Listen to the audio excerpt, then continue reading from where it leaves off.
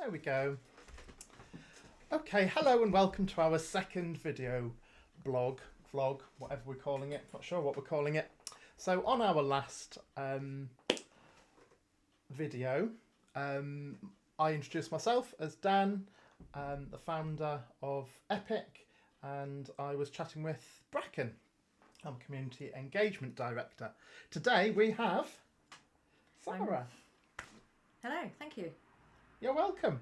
Sara's our surprise. Bit of a disappointment, I'm sure. No, not at all. So we've kept Sara under wraps for a while for professional reasons, but we're very, very, very excited to have you as a key part of this journey. So Sara, welcome. Thank you. I'm excited to be here too.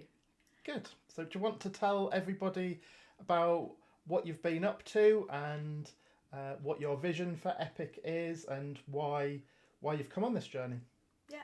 So my name's Sara Gullick. I'm by trade a social worker, and I'm coming on board with Epic as a director, the registered manager and ADM for Epic Fostering.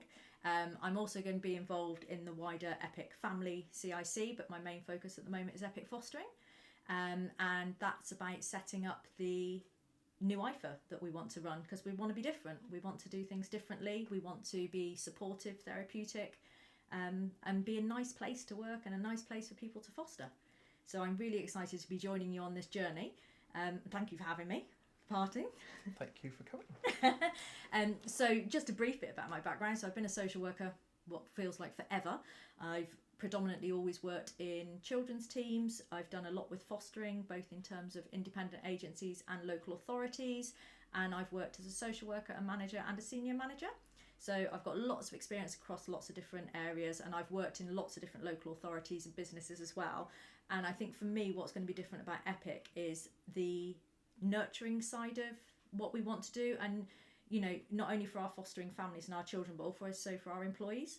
I want us to have a place where people look forward to coming to work, where people are motivated. I get a lot of enjoyment out of watching people develop and grow, and I find that really exciting, helping people do that. So I guess my vision for the future, when you know everything's set up, is that we can enable our looked after young people or our foster parents to develop areas of their own. So for example, if they've got a particular interest in a particular area, whether that be advocacy or family time, we can help them develop that. We can run with that idea. We can give them the time and the support needed to be able to develop that part of the service themselves. Or if they want to do their social work training or they want to do their therapeutic training, you know, really valuing our employees and our foster families so that we can help them to achieve all their goals as well. So I'm really excited to be coming on board to a company that's the focus, rather than generating profit and things like that. So we can really focus in on our employees and our foster families and our children. So it's about investing in everybody, isn't it? So that our end user, which are the vulnerable children and young people, benefit from that investment throughout all of our people, and you know, that's part of that empathic culture which I keep banging on about. Sorry.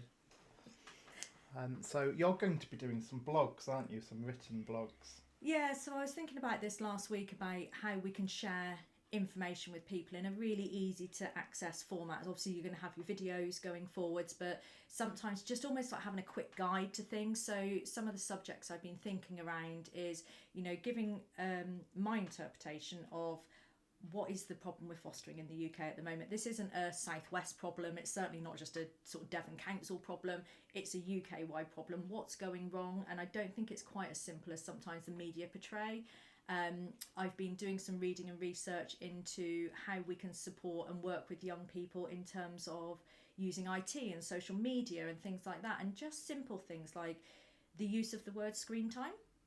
What's a screen? We allow them to use screens for school, we allow them to watch TV, but we're not allowing them to use a screen, a computer plugged into a TV, you know, all that sort of stuff. And the fact that so quite often what we'll do is we'll reward young people or children with screen time for doing something. And actually when we think about children who have had trauma, that almost bribing, if you do something I want you to do, then you get something you want, actually that can be really triggering. So just some blogs around that sort of thing, really, so that people can just dip in and out of them, and I'll link lots of useful resources to them, so hopefully foster families, as and when things arise, they've got a resource they can go to, and just get people thinking about different subjects, really. So hopefully the blogs will be very different to other fostering blogs.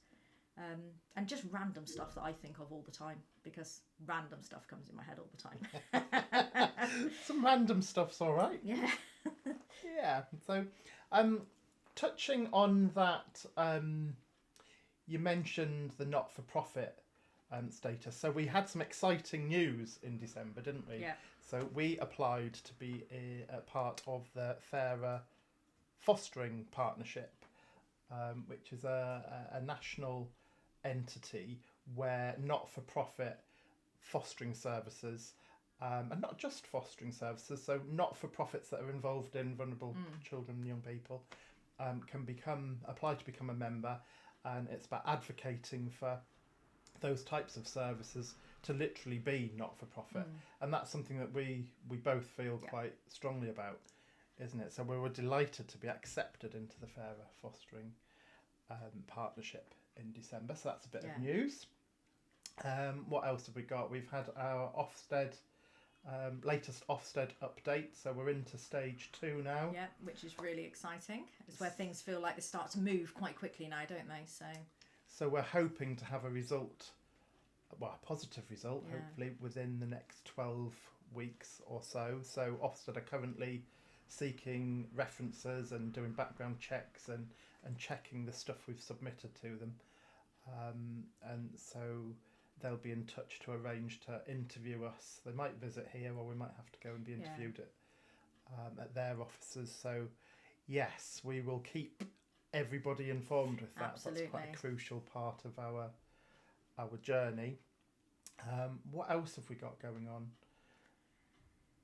Well, we're meeting to look at how we can best formulate generating some interest, aren't we, in what's going on and how we can best use our social media. So we've been talking with Bracken about how we can best engage with you, really. So it's really important, if you've got any questions or any information you'd like us to talk about, that you let us know, because we very much want to guide this to what's going to be useful to people.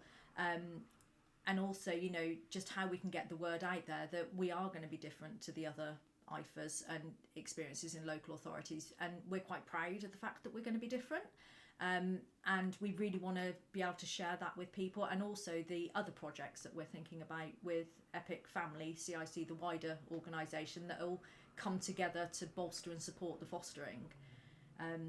That's that big picture, isn't it, about having lots of wraparound services all targeted towards supporting vulnerable children, young people, and the people that are involved in caring for them and supporting them. So yes, a lot going on. And I think it's about generating that conversation, isn't it? So on Facebook recently, you've put out a post that people can sign up, can't they, for updates, which is really positive. So we'll make sure we start getting regular updates out. We've started recruiting panel members, so the applications have been done. We've recruited a chair, and we're going to start the interview process for the panel members. So things are moving quite quickly now. All the exciting stuff now. Yeah, exciting. Nervous. So we hope to be doing these video blogs regularly. So you're in the last couple of weeks of your current role? Yeah, so I finished my current role in the last week of January. And I think what we'd like to do is link some of the video vlogs to the written blogs as well. So if there's something that comes up in the video logs, obviously these are much shorter, let us know and we'll do a written blog about it. Or if you read something in the written blog that's piqued your interest and you want to hear our thoughts and feelings about it, then we can discuss it in this format, and just get that conversation going, really. Yeah, so if people have got, do want to find out more about us, or about our intended fostering service, they can reach out. You can drop us an email. You can drop us an email to fostering@epicfamilycic.co.uk, or you can give us a call. The details, the phone number and all the email addresses and things are on the social media pages, which is where you're probably viewing this from. What we can't be doing yet is actively recruiting No. for fostering households, because we do have to have that registration from Ofsted first. So it's about getting that fine balance, isn't it, and making sure that we're doing things properly. And I guess that's part of the reason why we've kept you under wraps as well, because we've been very respectful of your position with your current employers, and we were both kind of with the same thought process on how we manage that, and of course I want to respect the way that you want to handle that too. So there might be some people watching our video that think, oh well, he never said that Sara was joining. Well, yes, I know, but that's just the way it goes. And for me, that's we've got to be a bit more careful with. Yeah, being respectful for the team and the service I currently work with, and also the foster carers I currently support, because I wouldn't want to cause any undue anxiety. But actually, everybody now knows that I'm leaving in a few weeks, so it felt like the right time to come. I was going to say come out, then that's completely the wrong phrase, isn't it? But I think the other I don't know. Is there anything you'd like? Moving on, anything moving else on, that you'd like? swiftly on. What I was going to say, oh, you've made me blush now, is you know, we really do want this to be a conversation. So even if you know Dan or myself or Bracken, you know, please do add some comments to the social media posts, or, you know, drop us an email or comment on this if you're watching it on YouTube, because we really do want this to become more of a conversation. And I know it can feel a bit silly if, like, for example, you know me and you know what's going on, but if there is a question, do just ask it, because we really want to make this about what's going to be useful for everybody else. And we're intentionally trying to create something that doesn't feel particularly corporate. So it's about being personable, isn't it? So it's about being conversational, Absolutely. and approachable. So yes, we want to be slightly rough around the edges-ish. Not quite my comfort zone. So speaking of which, before we go, Sara bought me a present today. It's a bald man's comb. Yes, absolutely delighted to receive that today.